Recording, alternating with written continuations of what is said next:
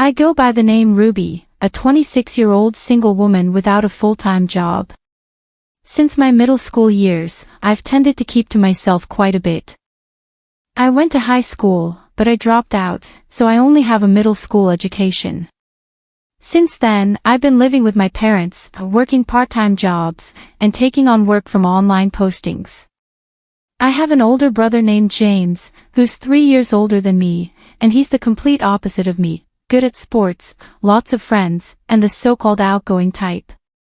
My brother didn't want people to know he had a sister like me. He never brought friends home, and even if I happened to run into him and his friends at the convenience store, he'd ignore me. I thought it couldn't be helped and considered it like someone else's problem. Once my brother started college and moved out to live on his own, I stopped worrying about such things. Then there was talk of my brother getting married. He would be turning 29. It wasn't surprising. Later, it was decided that my brother would bring his fiancée to our parents' house. Since I was home that day, I decided to join them. "Dad, Mom, I'm home," I announced as my brother arrived on time. When he saw me sitting with our parents, he looked confused for a moment. Sorry to intrude, his fiancée entered the house, seemingly unaware of my brother's attitude. Then, looking at me, she said, "Huh," and looked puzzled. I could tell from her eyes that she was asking my brother, "Who is this?" He probably hadn't told her about me. "Thank you for coming all this way, I'm James's mother. This is his father." My mother introduced only herself and my father. The fiancé seemed satisfied and bowed politely but still looked puzzled. My father didn't follow up on my behalf. My parents have always been harsh with me, who couldn't live up to my accomplished brother. When we were young, they'd say things like, "Your brother can do it, why can't you?" as if it was part of our education. But it changed as we grew older. Eventually, I was even called a money-sucking leech. It seemed that my parents were planning to ignore me at this meeting too. "I'll go and get some more drinks." As my mother stood up to leave, she whispered in my ear, "Why are you here? Go back to your room." I had attended this meeting because I wanted to get along with my family in my own way, but it seemed to have backfired. Still, I couldn't just leave, so I stayed put. My brother's fiancée introduced herself as Emma. She was the same age as me, 26, but a beautiful woman with a refined atmosphere, giving off a vibe that I shouldn't casually talk to her. My brother seemed a bit annoyed. He probably didn't like me being there. He introduced the woman to our father and mother, but he didn't talk to me at all. It felt like a ghost. When the conversation about the marriage was over, casual chatter naturally started. But my brother still acted like I didn't exist. Then James asked, "What do you usually do, Ruby?" Before I could answer, my brother interrupted, "Wait, Emma, you don't need to talk to her," that's what he said. Clearly, Emma looked a bit surprised. "That's right, don't worry about it," my mother chimed in. "Yeah, don't worry about it. She's just a stranger with a blood relation." When my father said that, something inside me ended. A stranger, huh? I thought so. Reconciliation was impossible from the start. That's how the meeting ended, as if it didn't matter whether I was there or not. Soon after, my brother and Emma got married and started building a house to live in together. My brother works at a famous company after graduating from college. He's still in his 20s, but his income seems good. Emma is going to be a stay-at-home wife and has already quit her job. Around the time my brother's house was completed, we received an invitation to a housewarming party. It would be held with a limited number of guests, including Emma's relatives and my brother's bosses. My mother was anxious, saying, "Oh, it's already finished. Time flies. We need to prepare a housewarming gift. What should we get?" My father said, "We're family, so it doesn't have to be anything fancy," and he casually turned over the invitation. Only my father and mother's names were on the invitation. My name wasn't there. My mother seemed to have noticed but asked, "Ruby is coming too, right?" I wondered what she meant. At the meeting, they had introduced me in such a horrible way. "It's fine if I'm not invited," I declined, but my mother insisted, "No, you're coming. I'll make arrangements." So, I ended up going to the party. On the day of the party, it suddenly started raining. My parents and I took a taxi to my brother's house. My brother and his wife didn't come out to the front yard because of the rain and welcomed their guests at the entrance. As soon as we arrived at my brother's house, my mother said to me, "You pay for the taxi," and got out of the car with my father first. Without umbrellas, they both hurried toward the entrance. So that's why, I thought. There was quite a distance between my brother's house and ours. I thought it was extravagant to take a taxi. I was the one called to pay for the car. After I paid, I ran towards the entrance, and Emma asked me, "Who are you?" I had only met Emma once before. Maybe she forgot me. I thought so and introduced myself. "I'm Ruby, James's sister," but she said with a smile, "The high school dropout. Neat. We didn't invite the parasite living off a parent." Emma said this casually with a smile. My brother, who had just returned from showing someone in, came out too. He said to me with disdain, "Why are you here?" "Hey James, I told you not to invite her." "Why is she here?" "Well, I don't know either. My brother didn't want to invite me, after all." And Emma changed her attitude once she knew about me. Actually, she's worse than my brother and parents. Would it have been better if I didn't come? I asked my brother cautiously. "Yeah, you're a stranger because of your low education." Actually, not finishing high school doesn't even count as an education, right?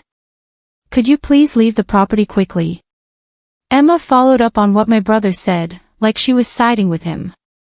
Her expression, remaining calm the whole time, was truly terrifying. Understood, I turned on my heel.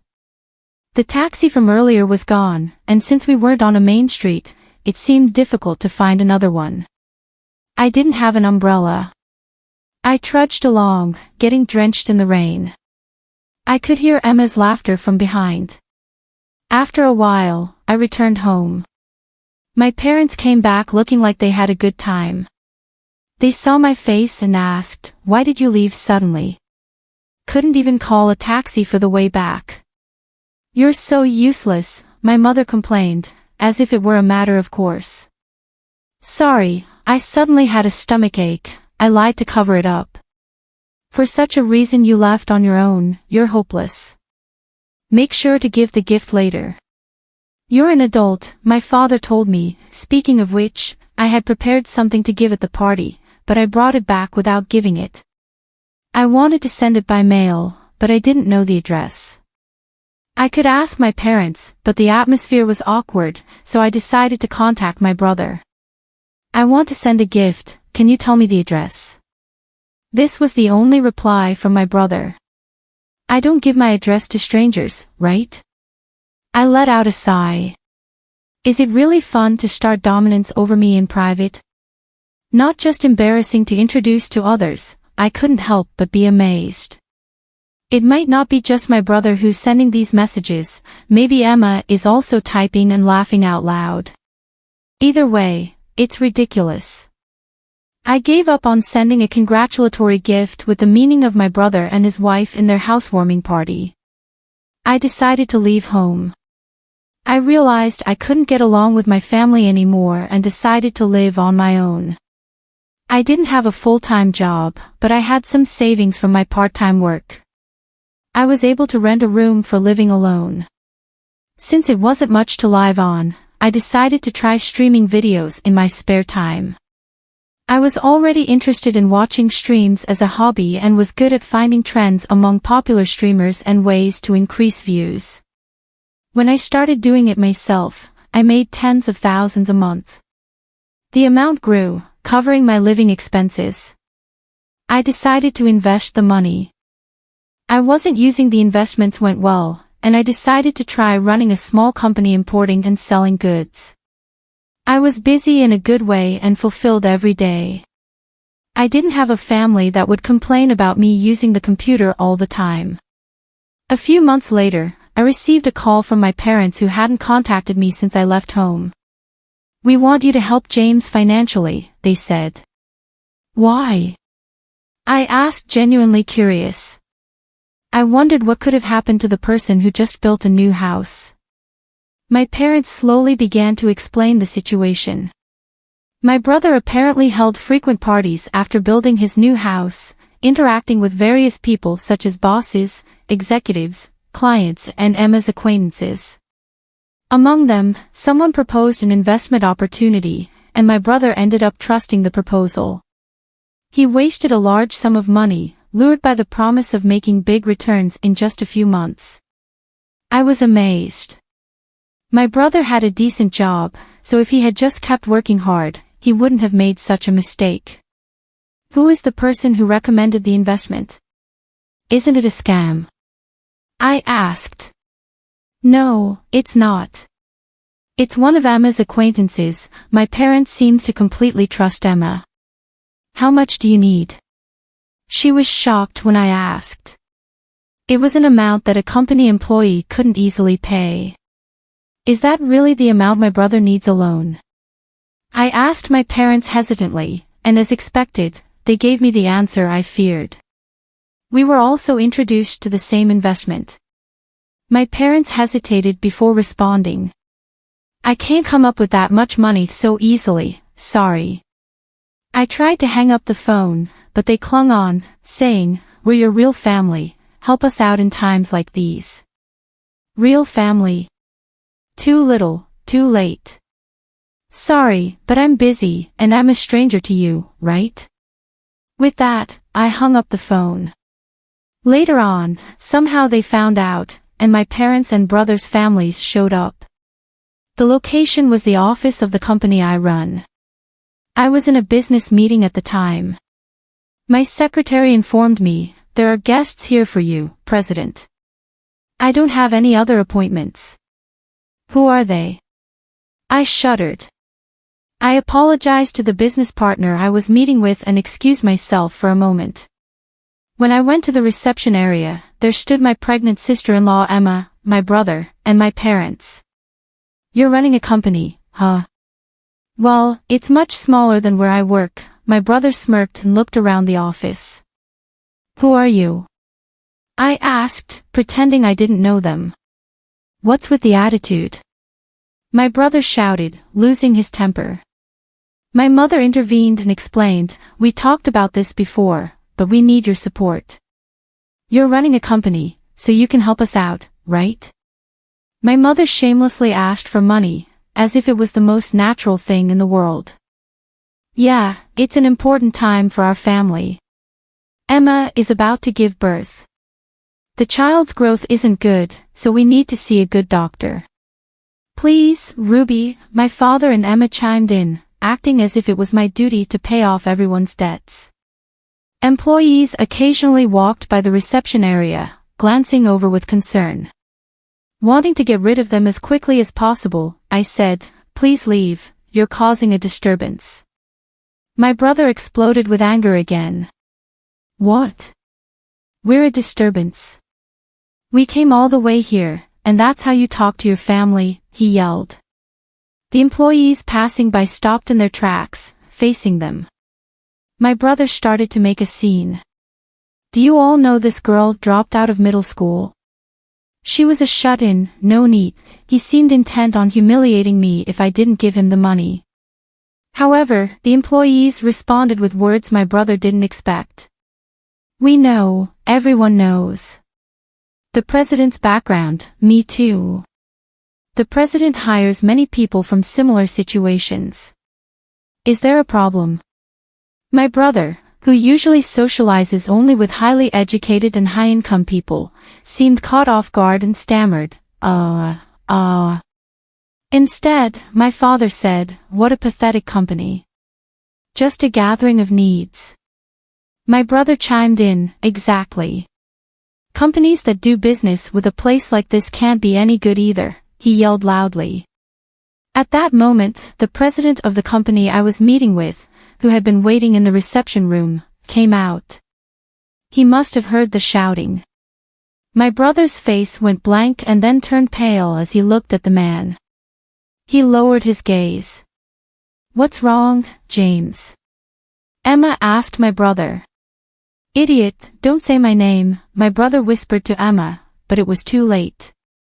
James, oh, it's you." The company president walked straight up to my brother and looked at his face. "You're the guy who always falls, Mr. Long, the division manager, right? We owe a lot to your company." His company was also a client of my brother's company. My brother was sweating profusely from every pore on his face.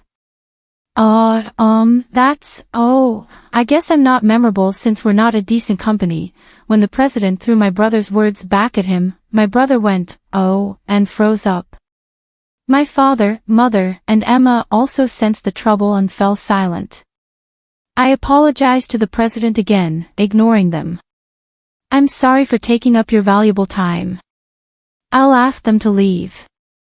"Oh, are you sure?" "I have time today, so I don't mind waiting." "You can prioritize talking with your family." "No, they're not my family." I glanced at my parents' and brother's family as I said this. "They're complete strangers." After that, my parents' and brother's family were kicked out of the company. Maybe they were stunned by the exchange with the company president, but they left quietly. As for how my job was exposed, I was curious, so I looked into it and found out that Emma was the cause. She had a friend who was well informed about investment-related information and always had her antenna up. There was a young woman in her 20s who was making a name for herself as a talented trader and company owner. Emma was surprised when she saw a photo in the media and realized that this woman was her husband's sister, who she had heard was a middle school dropout and neat. Emma told my brother and parents about this and suggested they ask me for money.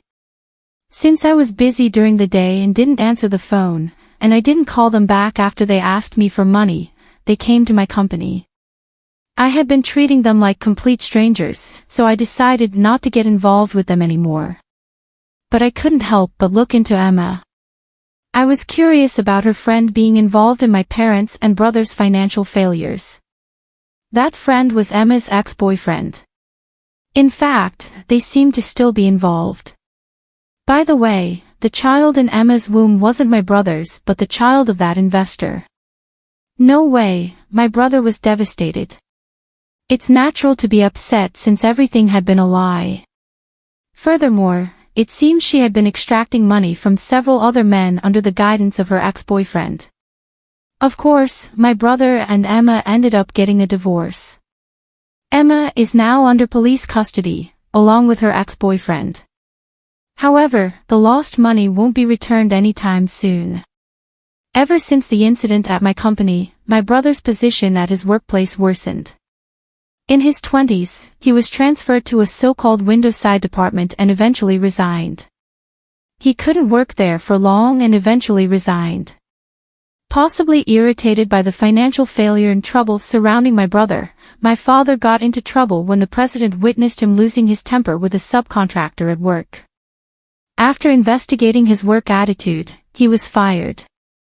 Apparently, he had been saying things like junior high or high school graduates are worthless, and if you didn't graduate from a certain university or higher, you're not a real person, similar to what he used to say to me. So both my brother and father ended up losing their jobs. The family, or rather former family, whose income decreased, still contacts me, saying, "Let's live together." By the way, I had them banned from entering my company's building, so they can't force their way in anymore. With everything that happened, we're still family, right? The unemployed trio tries various tactics to cling to me, but my answer is always the same: I don't know you. You're complete strangers to me. I have no intention of giving any other response in the future.